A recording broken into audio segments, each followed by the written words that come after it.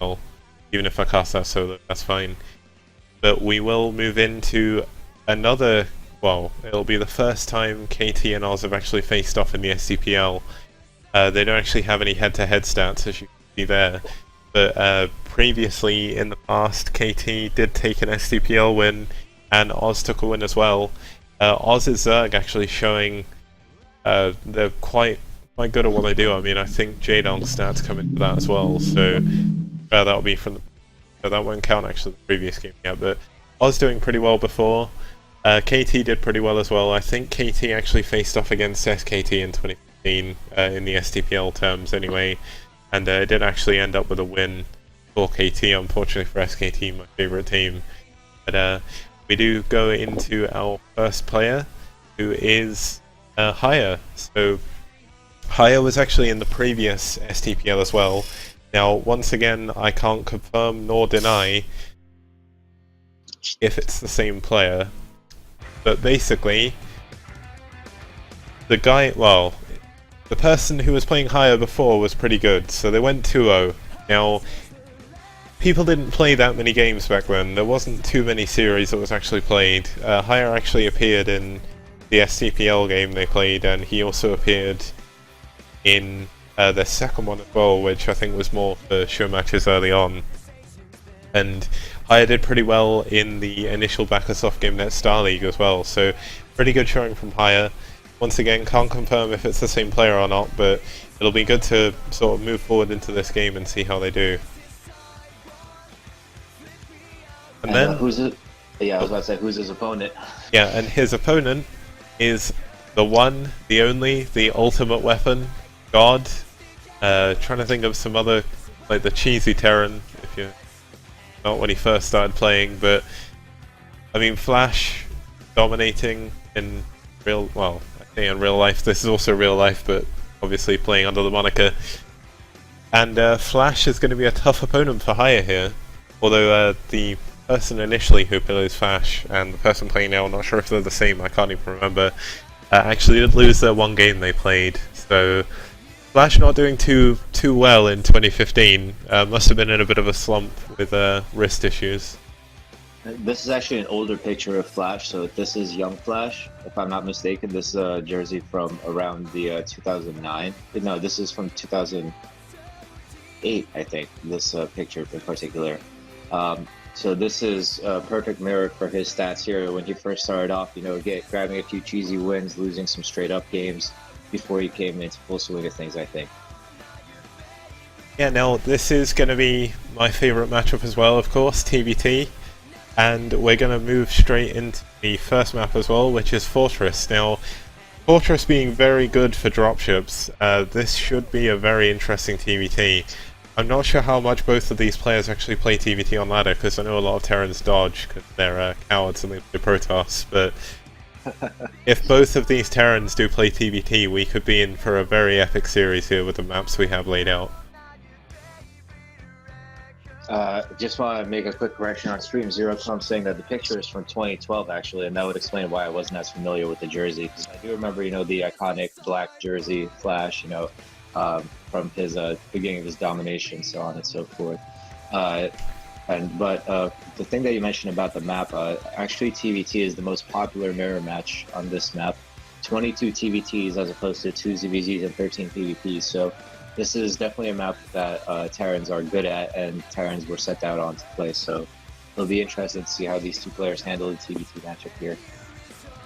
And I mean, they have a lot to live up to as well, because the people they're playing as, like FlaSh, as well as Fantasy back in the day, I guess C as well, they were on another level in TBT. I mean, even HiyA was good back then, but HiyA in the sort of post-Casper days on stream, he's probably got one of the best TBTs these days. So the two people who picked these two players to play, to have these two sort of TBT Titanic names, Titanic maybe makes it sound like they're going to fail, but to have these two Titans facing off in a show match is quite exciting for me. Because I always loved HiyA's TBT, because it's, I mean, HiyA and FlaSh have almost completely different variations of TBT, so it'll be interesting to see, knowing they are fans of the players, if they have their own if they sort of mimic their style or if they have their own, and how they're going to sort of face off against each other. So really excited to get into this first game. Alright, let's do it. I have it open, you're already in, so what I'll do is I'll throw up the set image, everything is ready, let's get going. And I should be a little bit quicker this time as well, which is nice because I've got everything set up. So let's go.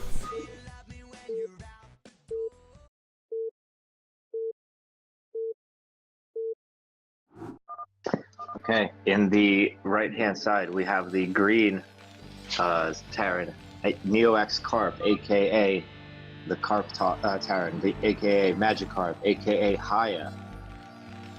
And over there in the 9 o'clock portion of your screen, we do have the yellow Terran, the ultimate weapon, God. There's so many nicknames I could give FlaSh, but we have FlaSh there. Well, not the real FlaSh, but it's fine. The player playing as FlaSh. I think another one was the Machine. I think was one of them. Wasn't it the Ultimate Machine or something like that too? Not just the Ultimate Weapon, because of the fact that when he got surgery on his hand, he was called Terminator also because he had like that whole bionic cyborg thing going for him. Yeah, I mean, it wouldn't surprise me if FlaSh was somehow some Terminator sent back in time to kill someone, because I mean, FlaSh in not only TVT, but in TVC and TVP is arguably the best player of Brood War.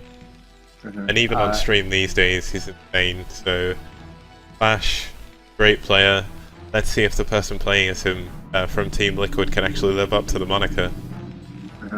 And to go with your analogy, if anything, if FlaSh was sent back to destroy the world, he probably was intended to be some sort of military leader or an ultimate weapon in the martial arts sense, but he probably fell on his head like Goku. Yeah. He got picked up and trained in StarCraft Brood War in Korea, so now he's become the ultimate weapon here. And important to note, neither player officially cheesing. No proxy barracks, which is somewhat popular in modern TVT. But I guess if you're using TL standards, FlaSh is actually going for some economic cheese, which I always found a really funny term.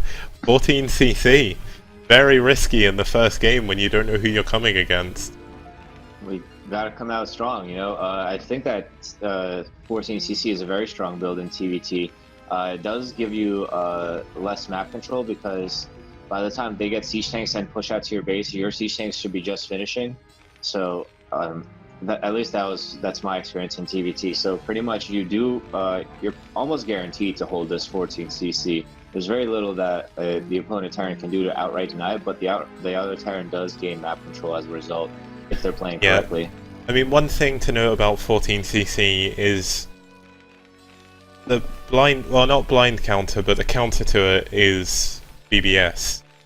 But FlaSh, the actual FlaSh, actually held BBS with just SCVs, so maybe mimicking FlaSh's style quite well here. FlaSh was known for his 14cc in TVT, now adding his gas on at the same time as barracks, so he's going to get later gas, especially because HiyA's actually gone straight into factory before expanding. We actually see a 2-fact, so knowing that he scouted a 14cc here, HiyA's actually going to move in, build that second factory, possibly even head into some very early vulture play. But that may come a little bit too late because we will see FlaSh throw up a bunker here soon. He'll need to defend against the incoming aggression, which he will scout as well. He's trying to snipe the SCV, but the SCV is going to get inside the base and see the fact that there's 2 factories. There is a vulture on the way, so he's definitely going to be throwing up that bunker soon if he knows what he's doing. One thing to that, I want to throw back to what you said about FlaSh and 14cc. He actually did 14cc in all 3 matchups for a very long period of time. And someone did a statistical analysis to see if it was paying off or not, and it was shown that he was actually winning slightly less than normal by going 14cc during that period when he was over-investing in it, when people started pretty much outright relying on him going 14cc. So yeah, people cheesed him a lot. That. And the green SCV is still alive and well inside the yellow Terran's base. Now finally getting chased down by some Marines. Might still make it. No. That'll go down. So what do you think about responding to this 2-fact pressure with a fast start forward? Do you think that would be a good idea? Because I think that it could help you prevent any sort of serious contain from happening. Now the big problem with going for Starport here is you don't really know if he's going to go for an early Armory. Armory is usually quite sensible to get around the 5-minute mark, so by the time your race can actually get out from having a Starport, usually they'll either have turrets, which you can't really do on this map, and oh my god, the bunker didn't actually finish quick enough, and the vultures are actually going to move in. He's going to continue to build the bunker, but he doesn't have a single marine, so if anything it may be better to actually cancel that. He needs to repair this vulture, and it goes down. He's in a very bad position here. This 14cc hasn't paid off. He wasn't prepared with the defense, and now he's going to pay for it. Oh my goodness, that was absolutely brutal to see. I mean, the bunker was so close to being finished. He just mistimed it. I definitely think he didn't calculate the timing very well when he needed that bunker to be finished. I think he might still be able to hold if he pulls his SCVs and has some great micro. Well, he doesn't even need to pull SCVs. The big thing about TVT is HiyA is only now adding on his command center. They're even on factories now. There's going to be a contained style with siege tanks. But good vulture control by FlaSh has actually pretty much wiped up most of the early forces. There is a marine and a vulture. He's going to force the vulture to die as well, and there is a siege tank outside, but even if there's only a few siege tanks outside your base, it doesn't really matter. They're going to sit there attacking the barracks for quite a while, and in the meantime you can just keep building SCVs. He's still in a really good position. The problem with FlaSh is that his siege mode just started. His siege mode should have been close to done by now. If we look at just his gas, we can tell that he definitely made a mistake somewhere. His gas is incredibly high with no siege mode on the way. I can't see him holding this for much longer if the siege tanks do the smart thing and push up forward a little bit. Now the important thing that FlaSh can do is he is able to pull a lot of SCVs here, and it won't hurt him too much. SCVs, they are important of course in this matchup, but when you actually look at the top people playing TVT, the amount of SCVs that actually just die, just running out to try and break contains, is almost unimaginable. You wouldn't expect to lose that many SCVs in any other matchup and still come back. But there is a good defense. HiyA actually using his barracks there to block the tanks from actually moving forward, which is a very good move. FlaSh is still in a very good position actually defending. There's only 2 tanks left, and only 1 as well, so as long as he repairs this tank, he's actually in a great position. He just needs to repair his CC as well, just to make sure he doesn't lose it. I think that this engage could have gone pretty much either way, but FlaSh had the better tank targeting. At one point, he had a tank that was 1 shot away, and it didn't get targeted by HiyA for quite some time. It was the targeting that made the difference there. Yeah, and we do actually see the tank moving into range. The repair goes down, and he loses another tank, so HiyA hasn't actually controlled this very well, all considering. Actually adding on a starport. Yeah, he's adding on a starport. He has been mining from his natural for about, I would say, half a minute to a minute now. So the economic advantage from the 14cc is starting to dwindle, and there is a starport already out for FlaSh. FlaSh is ready to retake his natural soon. I mean, this starport, if anything, for both of them, is actually quite late. We usually see a starport around 6 minutes, purely to sort of get an early dropship on it, especially on this map as well. I'd say the starport's actually a little bit later than it should be. FlaSh was sort of dealing with all this pressure, and it looked like HiyA's macro actually slipped up a bit while they were pushing out. So better targeting there does go down. The tank does survive with 1 hit again though, and HiyA's tank count has been reset once again. And this single Wraith is actually just going to push these tanks away. There's too much he can do about it. This Wraith sniped a tank that took 2 shots. That tank would have otherwise survived, but this one Wraith made sure that it did not. A very useful time for it to be out and about doing things. I like the fact that he used that there. The Terran player who's representing HiyA, he added an add-on before getting a Wraith. I'm not sure if that was the best decision. It looks like he's thinking about getting his 3rd CC, but FlaSh's 3rd CC is already almost done. So FlaSh reestablishing a dominant position in this game. Well, not dominant, but a very strong one. Yeah, now with the big problem HiyA has now is HiyA's armory was incredibly late, so there is no anti-air whatsoever, and these Wraiths are just going to be able to slowly pick away at these tanks. There is quite a high siege tank count considering how many he's lost. FlaSh actually not building as many tanks back at home does need to start adding on some more factories. only now adding their armory themselves as well. So, I mean, the SCVs are going to get pulled. It's going to be very hard for the SCVs to actually, or for the Wraiths to actually kill that. And the Goliaths finally do come out, so the Wraiths are pushed back.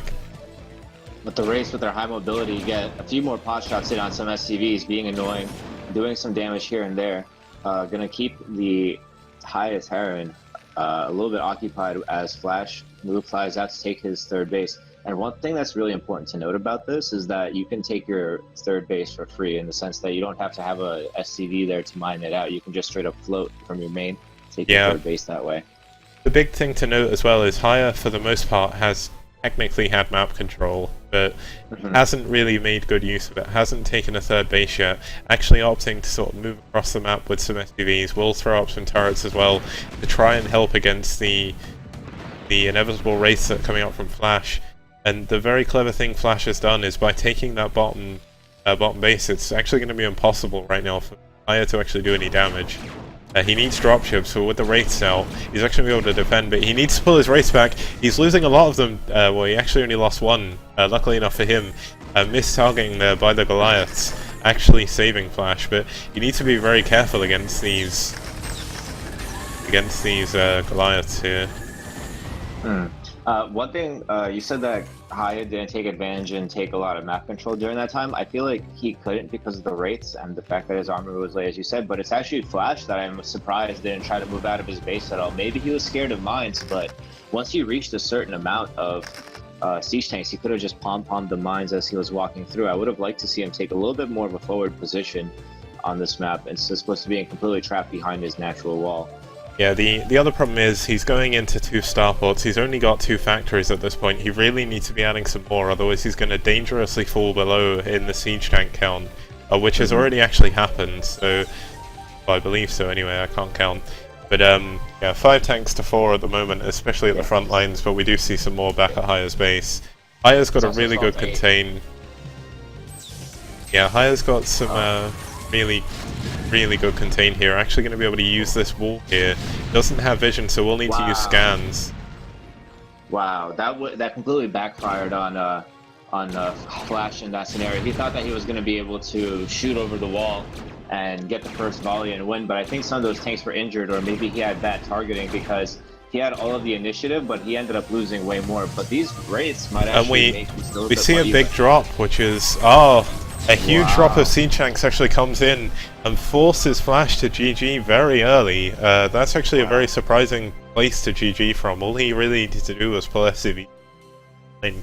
But FlaSh maybe not feeling as confident in his TVT from that position. I mean, it was a very hard position to come back from. Being hard contained on your 2 bases, you can... I mean, he did have the starports to go into dropships, but didn't opt to go for that option. And fortunately for him, his Wraiths weren't in position in time. He didn't scout the dropships coming in, and that did give HiyA a chance to push in, take that early dropship advantage, and then just force FlaSh out of the game there. Good movement. I have to agree with you. I don't think the game was necessarily over at that point. If you notice that it was only siege tanks dropped, the Wraiths could have fallen back and pretty much killed those dropships and killed the siege tanks without losing more than a handful of depots, I imagine. There wasn't even any need to lose SCVs. What I think was really the deciding factor, as you mentioned, is the fact that he mentioned earlier, he was on 2 fac against 5 fac, falling behind on siege tank count, which is not where you want to be in the TV.